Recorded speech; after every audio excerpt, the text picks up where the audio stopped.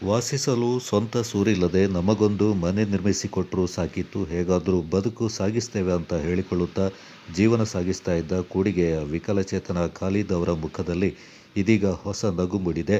ಮನೆ ಇಲ್ಲದೆ ನಾವು ಹೇಗೆ ಬದುಕಲಿ ಅಂತ ಹತಾಶಾಭಾವ ತೋಡಿಕೊಳ್ತಾ ಇದ್ದ ಖಾಲಿದ್ ಕುಟುಂಬದವರಿಗೆ ಬದುಕುವ ಧೈರ್ಯ ಬಂದಿದೆ.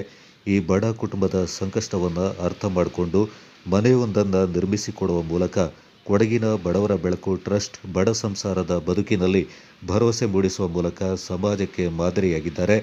ಬಡ ಕುಟುಂಬದ ಸಂಕಷ್ಟವನ್ನು ಅರ್ಥ ಮಾಡಿಕೊಂಡು ಟ್ರಸ್ಟ್ ವತಿಯಿಂದ ಮನೆಯೊಂದನ್ನು ನಿರ್ಮಿಸಿಕೊಡುವ ಮೂಲಕ ಮಾನವೀಯತೆ ಮೆರೆದಿದ್ದಾರೆ. ಬಡವರ ಕಣ್ಣೀರು ಒರೆಸುವ ಕಾರ್ಯ ಪುಣ್ಯದಾಯಕವಾಗಿದೆ. ಇಂದಿನ ಪರಿಸ್ಥಿತಿಯಲ್ಲಿ ಬಡವರಿಗೆ ಸ್ವಂತ ಮನೆಯ ನಿರ್ಮಾಣ ಕನಸು ನನಸು ಮಾಡುವುದು ಸುಲಭದ ಕಾರ್ಯವಲ್ಲ. ಕೂಡಿಗೆ ಗ್ರಾಮ ಪಂಚಾಯಿತಿ ವ್ಯಾಪ್ತಿಯಲ್ಲಿ ವಾಸವಿರುವ ವಿಕಲಚೇತನ ಖಾಲಿದ್ ತನ್ನ ಸ್ವಂತ ಸೂರನ್ನ ಕಟ್ಟಬೇಕು ಎಂಬ ಕನಸನ್ನು ಹೊಂದಿದ್ರು. ಅನಾರೋಗ್ಯ ಕಾರಣದಿಂದ ಪೂರ್ಣಗೊಳ್ಳಲಿಲ್ಲ.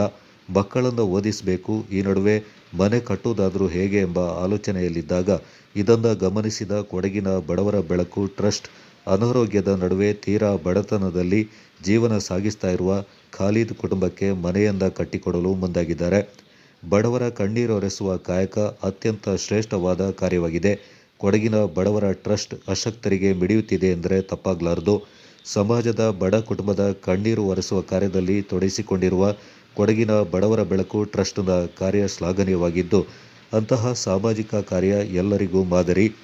ನಮ್ಮ ಈ ಸಂಕಷ್ಟಕ್ಕೆ ಮಿಡಿದು ಕೊಡಗಿನ ಬಡವರ ಬೆಳಕು ಅವರು ಮನೆ ನಿರ್ಮಿಸಿಕೊಟ್ಟು ನಮ್ಮ ಬದುಕಿಗೆ ಆಶ್ರಯ ಒದಗಿಸಿದ್ದಾರೆ. ಇವರ ಈ ಸೇವೆಯಿಂದ ಎಂದೂ ಮರೆಯಲಾರೆವು ಅಂತ ಖಾಲಿದ್ ತಮ್ಮ ಅನಿಸಿಕೆ ವ್ಯಕ್ತಪಡಿಸಿದ್ದಾರೆ. ನಮಸ್ಕಾರ, ನಾನು ಖಾಲಿದ್ ಅಂತ ಕೂಡಿಗೆಗೆ ಹೊಸಗಿದ್ದೀನಿ. ನಾನು ಇದರಿಂದ ಕೂಡಿಗೆಯಲ್ಲಿ ಒಂದು ಜಾಗ ತಗೊಂಡಿದ್ದೆ ಮತ್ತು ದಾನಿಗಳ ಸಹಾಯದಿಂದ ಸುಮಾರು ಒಂದು 6 ತನಕ ಕೆಲಸ ನಡೆದಿತ್ತು.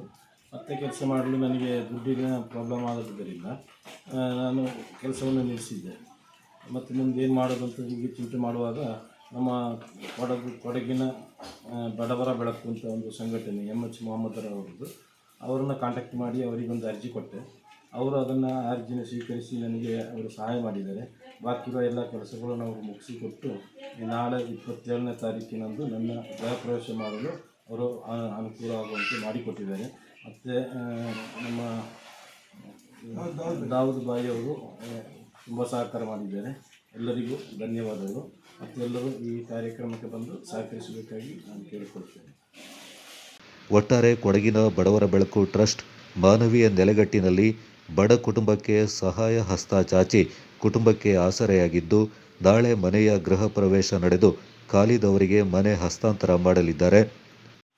ಕೊಡಗಿನ ಬಡವರ ಬೆಳಕು ಚಾರಿಟೇಬಲ್ ಟ್ರಸ್ಟ್ ಎಂಬ ನಾಮದಿಂದ ಹಲವಾರು ಕಾರ್ಯಕ್ರಮಗಳನ್ನು 9 ವರ್ಷಗಳಿಂದ ಮಾಡ್ಕೊಂಡು ಬಂದಿರ್ತಾರೆ. ಇವರು ಜಾತಿ ಮತ ಭೇದ ಭಾವ ಏನು ಇಲ್ಲದೆ ನಮ್ಮ ಸ್ನೇಹಿತರಾದ MH ಮೊಹಮ್ಮದ್ ಇವರೇ ನಮ್ಮ ಸಂಘಟನೆ ಅಧ್ಯಕ್ಷರು. ನಾನು ಸಂಘಟನೆಯಲ್ಲಿಲ್ಲ, ಟ್ರಸ್ಟ್ನಲ್ಲೂ ನಾನಿಲ್ಲ. ನಾನು ಎಲ್ಲರ ಜೊತೆಯಲ್ಲಿ ಹೊಂದಿಕೊಳ್ಳುವಂಥ ಒಂದು ವ್ಯಕ್ತಿ. ನಾನು ಯಾರಾದರೂ ನಮ್ಮ ಜೊತೆಯಲ್ಲಿ ಬಂದು ನಮಗೇನಾದರೂ ಹೆಲ್ಪ್ ಮಾಡಿ ಅಂತ ಹೇಳಿದ್ರೆ ನನ್ನ ಕೈಲಿ ಆಗಿಲ್ಲದ್ರೂ ನಾನು ಬೇರೆ ರೀತಿ ಬೇರೆ ಕಡೆಯಿಂದ ಕಲೆಕ್ಷನ್ಗಳು ಮಾಡಿಕೊಂಡು ಲಿಂಕ್ ಇಟ್ಕೊಂಡು ಅದರಲ್ಲಿ ಈಗ ಈ ಮನೆಗೆ ನನ್ನ ಹತ್ರ ಒಂದು 50,000 ರೂಪಾಯಿದ ಕಲೆಕ್ಷನ್ ಆದಷ್ಟು ಬೇಗ ಆಗಬೇಕು ಅಂತ ಹೇಳಿದ್ದಕ್ಕೆ ಬರೀ 2.5 ದಿವಸದಲ್ಲಿ ದೇವರ ದಯದಿಂದ ಕಾಸರಗೋಡಿಂದ ಹಿಡಿದು ದುಬೈ ಗಂಟನು ಇಲ್ಲಿ ಕುಶಾಲನಗರದ ಎಲ್ಲ ಜನಗಳು ಅಂದರೆ ಜಾತಿ ಮತ ಭೇದವಿಲ್ಲದೆ ನನ್ನ ಒಂದು ಮಾತಿಗೆ ಬೆಲೆ ಕೊಟ್ಟು ಸಹಾಯಗಳನ್ನು ನೀಡಿರ್ತಾರೆ. ಈ ಮನೆ ನಾಳೆ ಗೃಹ ಪ್ರವೇಶ ಆಯ್ತಾ ಇದೆ. ಈಗಿನ ಕಾಲದಲ್ಲಿ ಸ್ವಾರ್ಥಿಗಳು ಜಾಸ್ತಿ. ಯಾಕೆಂದರೆ ಎಲ್ಲ 40% 50% ಕಮಿಷನ್ ತಗೊಂಡು ಯಾರಿಗಾದ್ರೂ ಸಹಾಯ ಮಾಡಿಕೊಂಡು ಕಾಟಾಚಾರಕ್ಕೋಸ್ಕರ ಅವ್ರದ್ದು ಬೆಲೆ ಕಾಯಲಿಕ್ಕೋಸ್ಕರ ಮತ್ತು ಅವರ ಸ್ವಾರ್ಥಕ್ಕೋಸ್ಕರ ಮಾಡುವಂಥ ಇಂಥ ಒಂದು ಸಂದರ್ಭದಲ್ಲಿ ಯಾವುದೇ ₹1 ಮಿಸ್ಯೂಸ್ ಆಗದೆ ಇದರಲ್ಲಿ ಬರುವಂಥ ಹಣವನ್ನು ಎಲ್ಲ ಪೂರ್ತಿಯಾಗಿ ಇಲ್ಲಿಗೆ ತಲುಪಿಸಿದ್ದಾರೆ. ಇದರಲ್ಲಿ ಕಲೆಕ್ಷನ್ ಆಗಿದಂಥ ಹಣದಲ್ಲಿ ಇನ್ನೂ ₹2,000 ಇನ್ನೂ ಬಾಕಿ ಇದೆ ಅಂತ ಹೇಳ್ಬಿಟ್ಟು ಇವರು ನನ್ನ ಗಮನಕ್ಕೆ ತರಿಸಿದ್ದಾರೆ. ತುಂಬ ಸಂತೋಷದ ವಿಚಾರ. ಕುಶಾಲನಗರ ಸಿಟಿಯಿಂದ ಇಲ್ಲಿ ಬರಲಿಕ್ಕೆ ಅಪ್ ಆ್ಯಂಡ್ ಡೌನ್ 20 ಕಿಲೋಮೀಟ್ರ್ ಆಗುತ್ತೆ. ಈ ಮನುಷ್ಯ ಅಂದರೆ ಈ ಮೊಹಮ್ಮದ್ ಭಾಯ್ ಅವರು, ಇವರ ಸಂಘಟನೆ ಜನಗಳು ಕಾರ್ಯಕರ್ತರು ಎಲ್ಲ ಸೇರಿಕೊಂಡು ಅಲ್ಲಿಂದ ಇಲ್ಲಿ ಗಂಟೆ ಬರೋದಾದರೆ ಒಂದು ದಿವಸದ ಖರ್ಚು ಏನಂದರೂ ಡೀಸೆಲ್ ಖರ್ಚೇ ₹300 ಆಗುತ್ತೆ. ಎಷ್ಟು ಸಲ ಬಂದಿರ್ಬೋದು ಅದು ಅವರಿಗೆ ಗೊತ್ತಿರುತ್ತೆ. ಇದರ ಬಗ್ಗೆ ನನಗೆ ಅಷ್ಟು ಮಾಹಿತಿ ಇಲ್ಲ.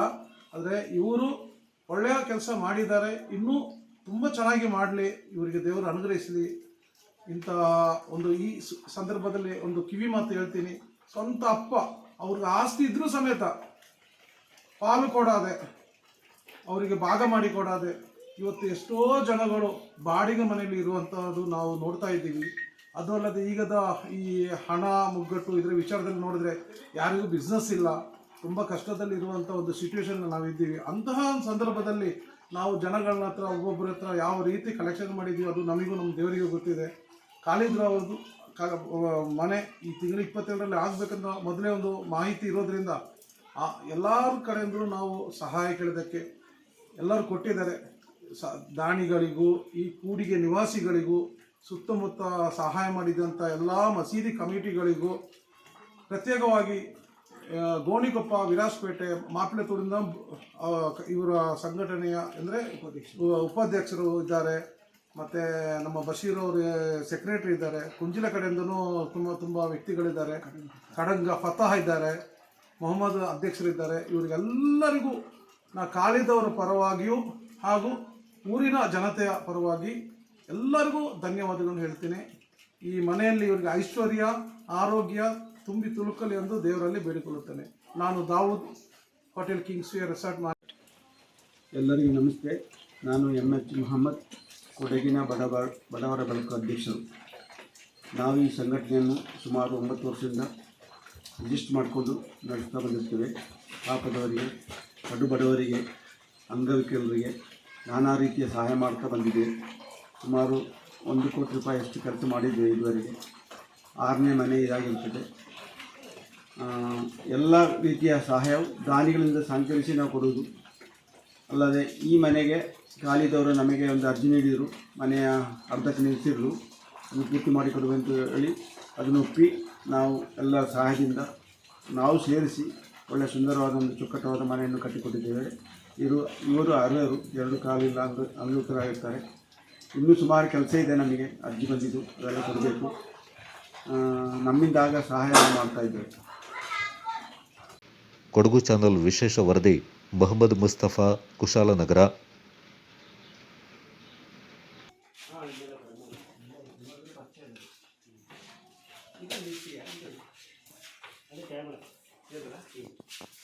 ಕೂತು